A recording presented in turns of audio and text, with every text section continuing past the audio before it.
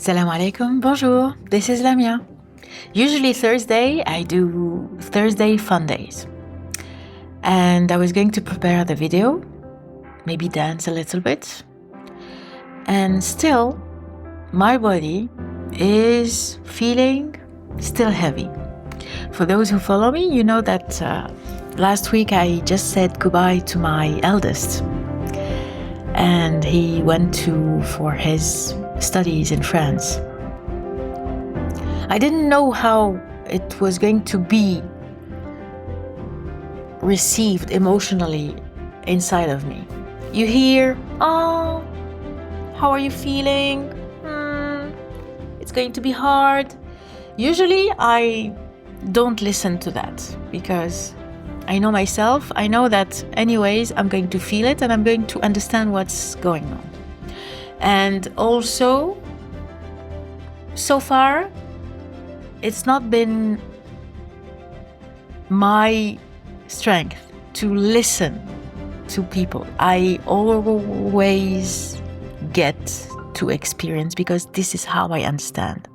I understand by experiencing. I never understood by what people told me. Now I understand more by watching people, their behavior.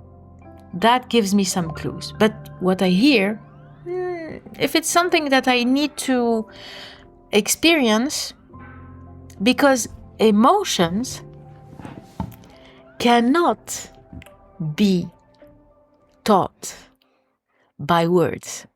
No. You can understand an emotion when you hear music. Then you have the tonality of the emotion.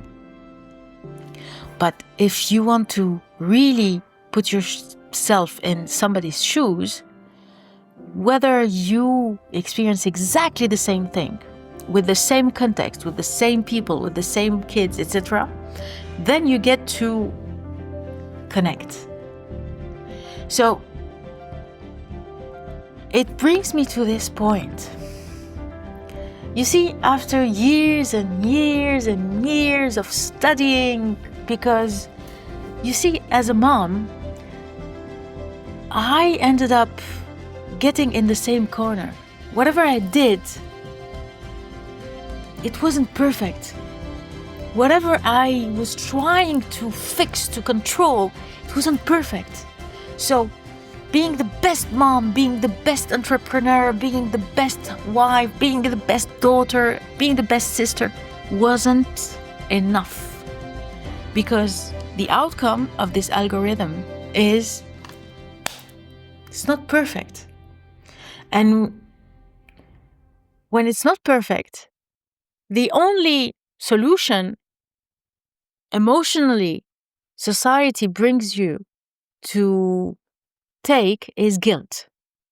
If I'm not able to do good enough in this field, then I'm gonna feel guilty. And with my eldest, that was 18 years ago.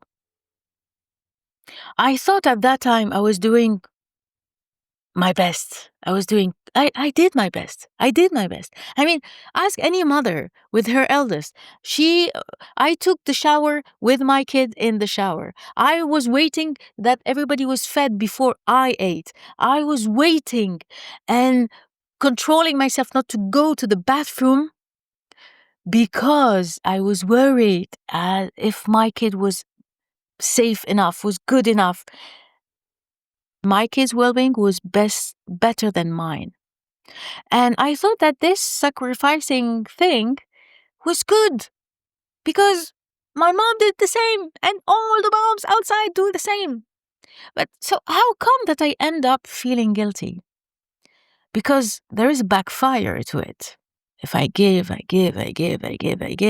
don't sleep enough, guess what? Hulk comes out. And this is it about me. This is what made me take the wall in the face. I was addicted to anger. And this anger, this resentment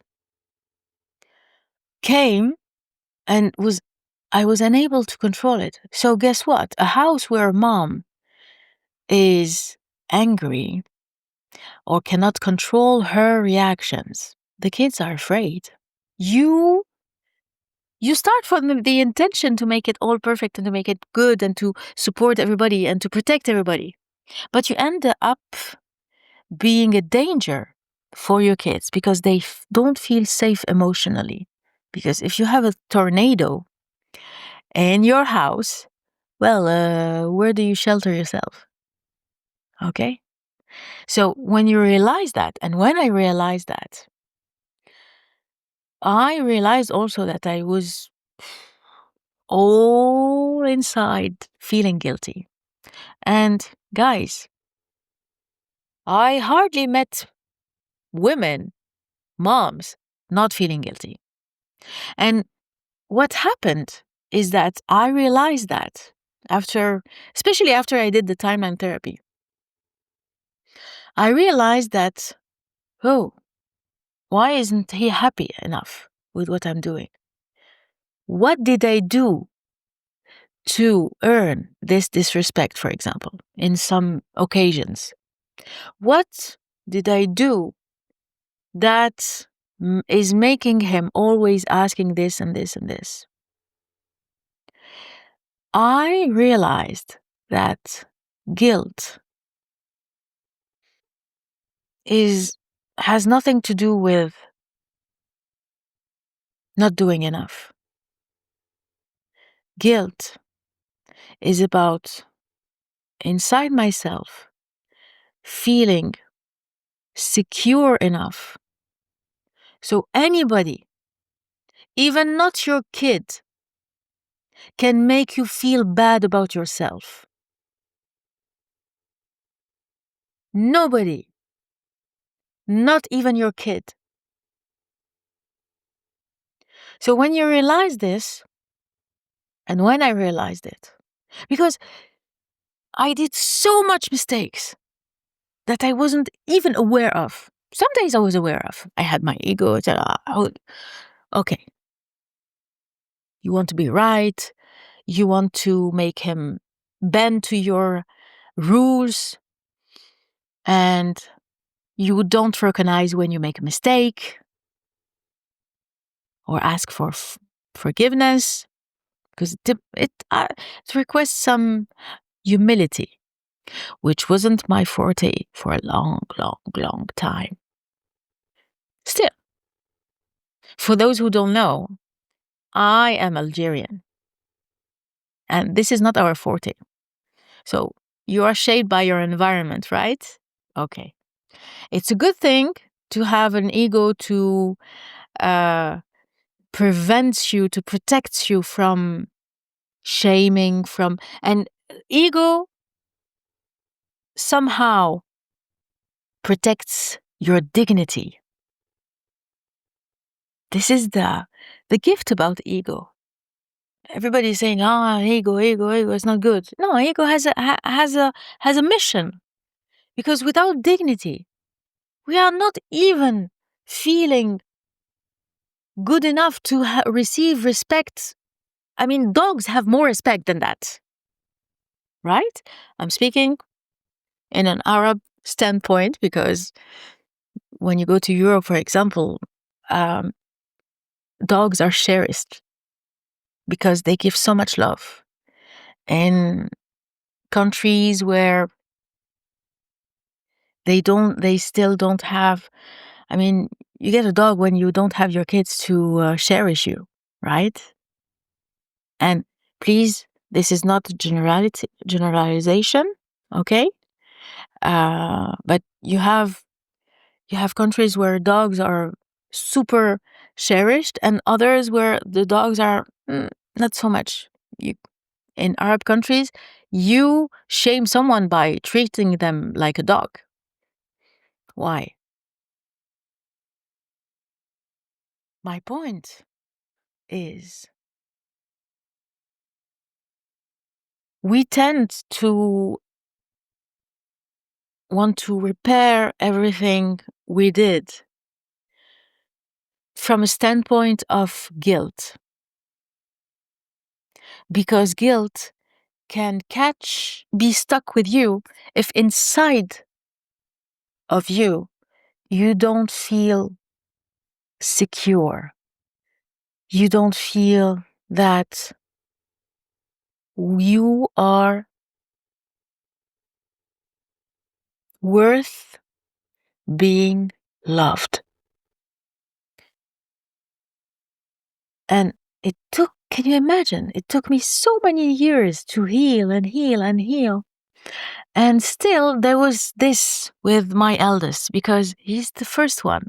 So, all the mistakes I did with him. And after arriving to the fourth kid, I realized that he was the easiest one. And he took the biggest, hardest part of me. Okay. At some point, you let go of your kid and you feel that I didn't finish the job. This is why you feel guilty. You don't finish the job. You didn't finish the job. You didn't finish the job, so you get your degree of good mom. This is it. Maybe this is why we feel the lack. Maybe this is why we feel that something is missing.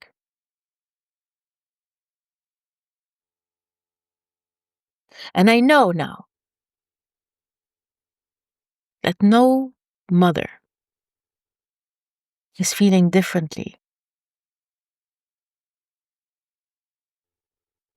I can see it. I can talk to people. Emotional awareness, not so much. Needs awareness. Oh my goodness. Not at all. People don't I took years of healing myself, and I'm starting now to focus on my needs, because when you speak about your needs, you are able to articulate in a vulnerable way, i.e., not blaming the other, but saying, I feel this because I need this. Can you help me reach this goal? This is the base of nonviolent communication. And what makes us not reach connection with people like this is because we automatically go for the blaming part. I do that. It's automatic. It's a subconscious programming because we saw our parents doing that. We see that everywhere. And because of what? Because inside of everyone, a lot of people, mainly inside, there is this fear of rejection. Because if you reject me, then it means that I'm not lovable. And if I feel that I'm not lovable, well, then it hurts. This is why we fear rejection.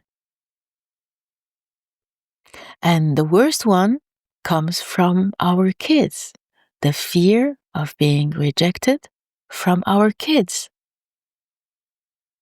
If your own kid rejects you, how can you handle that? Your own kid doesn't love you? Doesn't mean that. If he rejects you, you say that. You can have a lot of explanation. Doesn't mean that he doesn't love you. This is our interpretation. This is the illusion that our mind, our Bruno, is telling us. Okay? The inner critic is interpreting what people are saying regarding what's already inside of us, how we feel inside of us. So, I am thinking at the end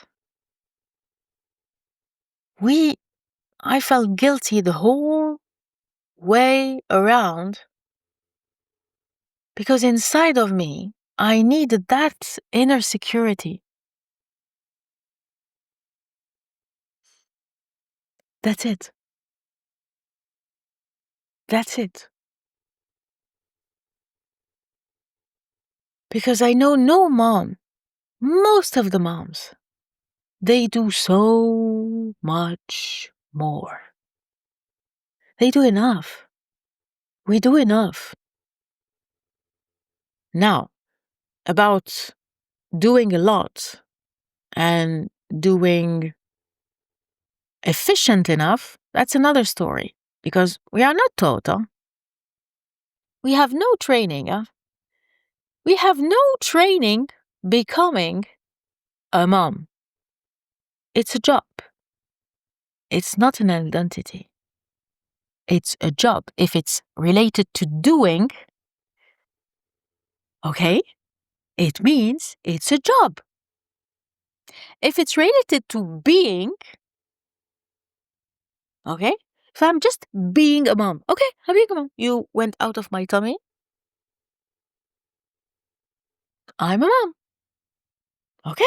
So there is no good or bad to that. It's just being.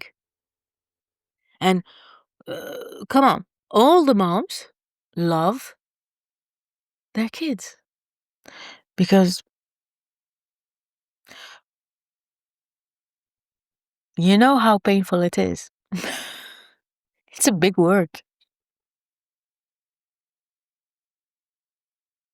Doing the job of a mom is a job.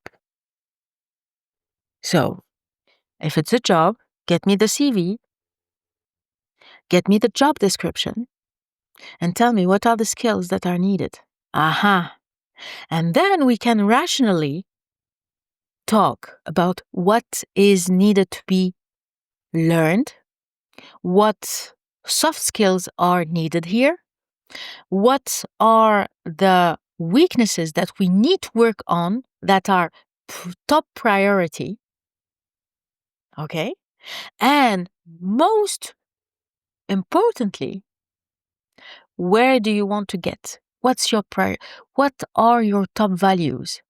What is important for you? For you, not for society. For you as a parent, where would you check the list? Success, success, success. Has nothing to do with the most prestigious university for your kid, the largest amount of money he or she will earn, or for your daughter, the best marital status she could get. For example, I'm going to big stereotypes that are still very true. This is it. What are the KPIs? What are the key performance indicators? Okay? That is then more edible stuff to make moms understand. Because if it's a job, we need to talk about skills. We need to talk about the mission. We need to talk about the goal of this mission. Aha. And if it's a job, who's the boss? Who is in command? You need to understand that. Who is in charge? The most difficult part into being a mom, and you will see that you can ask any entrepreneur. He will tell you this. The most difficult part as an entrepreneur is to deal with your partners, with your board. أيوة. In a house, you have two people in charge. The father and the mother. And in those two jobs, you need to clearly have balloons going on. You need to state clearly what's the mission of each one. this pair is in charge. So when this pair of this team, this leadership team is in charge, you can imagine that all the problems in the household comes from the interaction from those two leaders in the house. Yep. There are two leaders. Who is doing what? What are the skills needed? What is the goal? What are the success indicators? What's your goal? Where do you want to go? What do you both value? This is it. So we are speaking about guilt as of a form of not shaming, but criticizing, blaming, and an attitude and a set of actions, of behaviors. So if something is going wrong, you do an assessment. You, like in a company, you have, let's say, your operation manager, he's not doing good. Because you have a set of goals that have been stated at first. The first goal is this, this, this, this. You didn't reach this goal, you didn't reach this goal, you didn't reach this goal. Okay. So why didn't you reach this goal? This is very common meeting with your, let's say, your leader, and you talk with him and you try to find out why it's not working. But guilt has nothing to do inside of this. You never come with, you should not have done this. Okay, but maybe we can talk about it, why we reached this situation and how we can improve this situation. Simple. So if moms feel that much guilty, it's because they are completely in a dark room, not knowing what job they are doing. They don't know. It's a job. There are a set of skills. Do you have those skills? There are a set of goals. Did you write them down? Did you agree with your partner about that?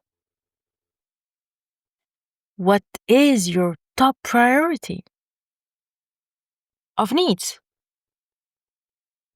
All this makes it doable. If you don't do this, how can you imagine that it's going to work out? And then you're surprised to see more than 50% of divorces. There is no surprise. And in Portugal, it's like 90%. Because guess what? I'm quite sure it would be more than 95% if one of the partner has the financial freedom to go. Basic. Second thing, for sure, no couple, no marriages go smooth without any problem. If someone tells you, all is good, all is fine, it's not true. It's not true. Simple.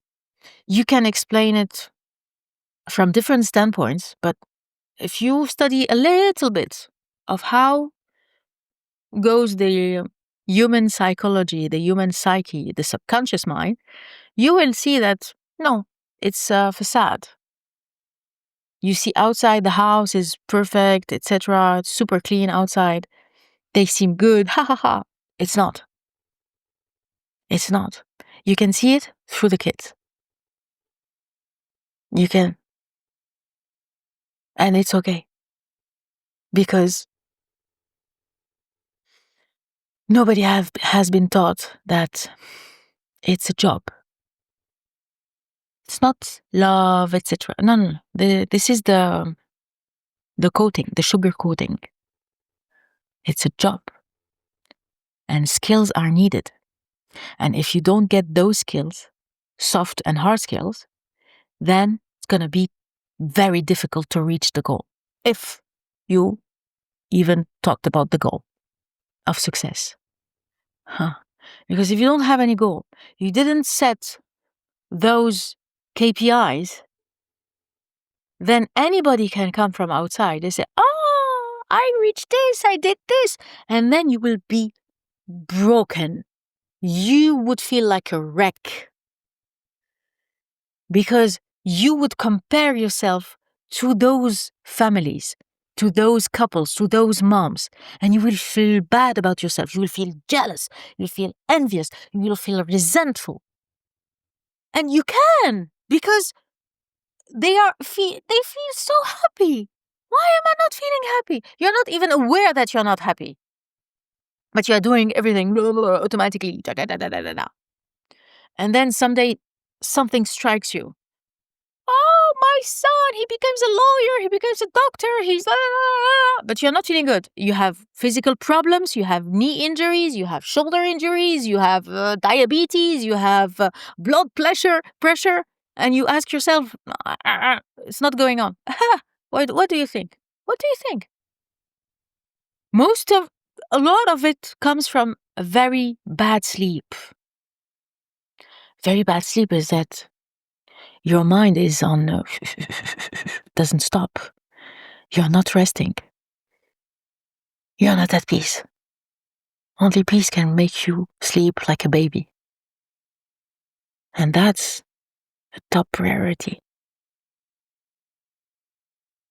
So, my friends, I'm telling you, I have been working years on getting this peace. And still, I'm learning every day. I had 4 kids. When I had, just before my 3rd kid, I realized how stressed I was. I realized how angry I was. And I decided that my top priority was serenity. That was in 2018.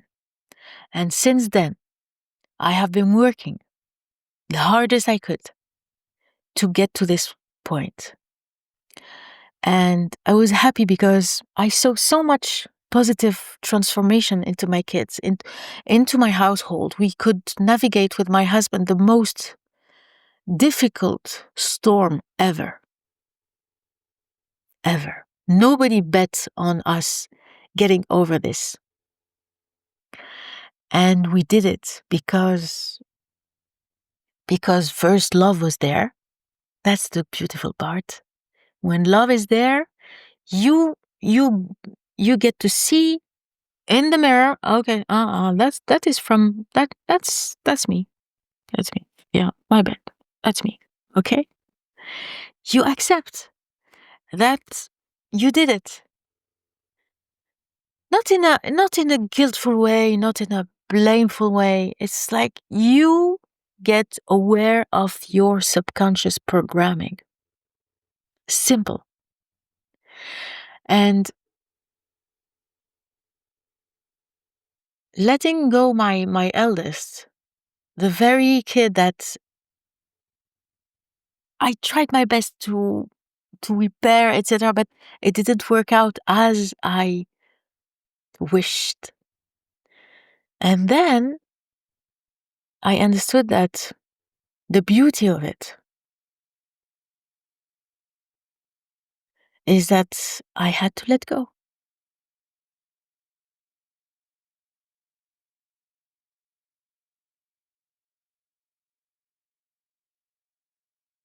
And I remember when I first started my journey into healing, they all say, okay, you take all the books, and you study. Okay, end of the equation.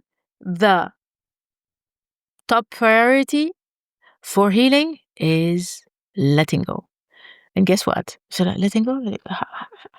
How give it a practical book for letting go. I don't understand. I didn't understand it. And guess what? It's very difficult to understand. It's like holding a cup, super burning cup of coffee. And people are telling you, just put it down. But you don't put it down because it didn't start boiling at first. It wasn't that hot at first. So you keep it, and you don't want to let go. And you don't want to let go because inside there is this fear. There is the fear of being someone else. Because the mind thinks that if you don't see something new, if you don't see what's inside there, in this new room, he will start making assumptions. But those assumptions are made out of the experience in your memory. So if usually you have been experiencing a lot of trauma, for example, of course you're not going to trust. You kidding me? You're never going to trust. If you have been living in a country which was in war, you don't trust your neighbor. It's about trust. Letting go is about trusting that it's going to be all right. But if you have been living you have been living a lot of trauma, you have PTSD, a lot of things like this, letting go is very difficult. It's not something you control. It's a reptilian instinct of survival. And I'm happy because at some point, if you realize that, and if you are facing خلاص, let go. You cannot do anything more than you can trust. The reason why I'm telling you all this very long story, it's a very special podcast episode today.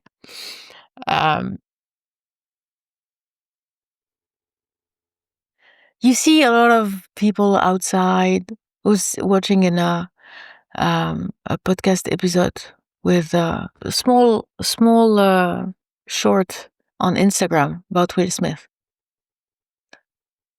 And he was speaking that he reached bottom rock. But he's speaking and his eyes are red. And I can see in his body language, I can see in his eyes, that this doesn't come from an authentic place.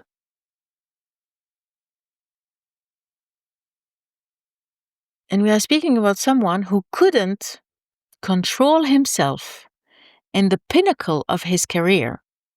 Seconds before getting an Oscar, he couldn't control himself from going and beating someone in the face. He couldn't control himself.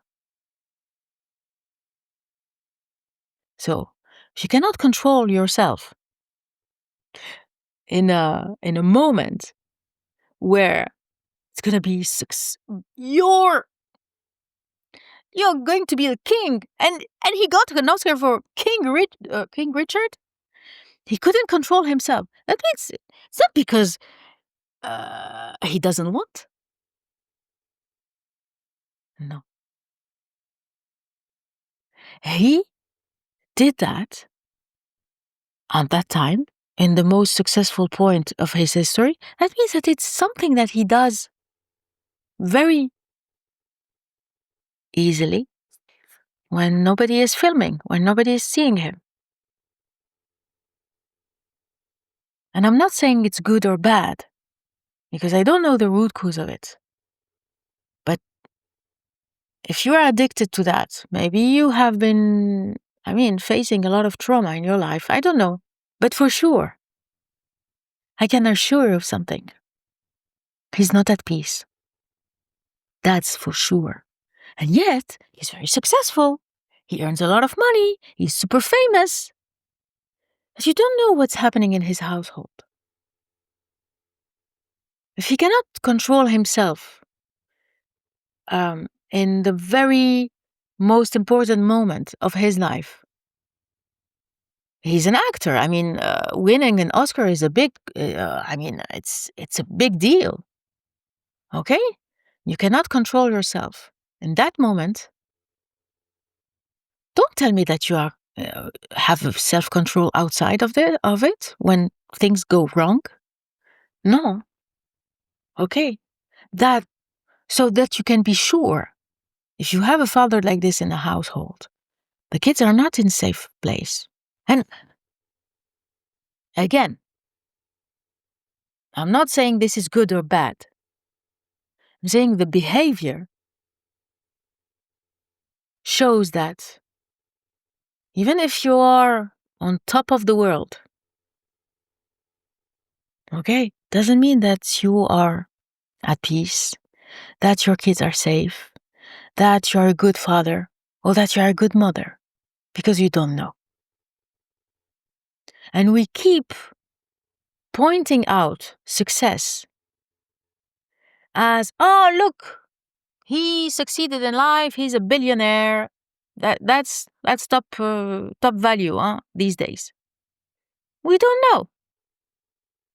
Do you think that you can reach any form of emotional security, or you can feel any happiness if your loved ones, your very loved ones, are suffering?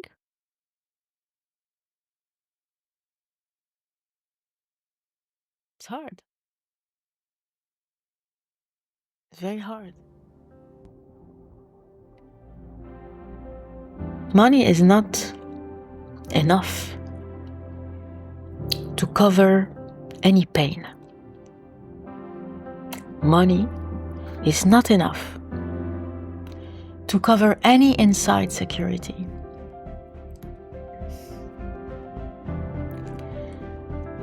I think we all need that. We are all in deep need of love. And people say you need to love yourself, you need to love yourself. But guys, if it was that easy,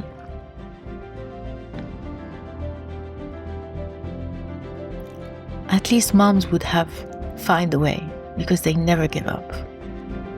And that I can give to a lot of moms. They don't give up.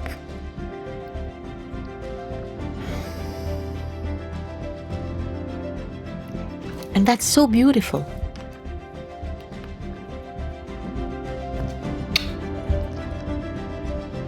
I wish you a beautiful day.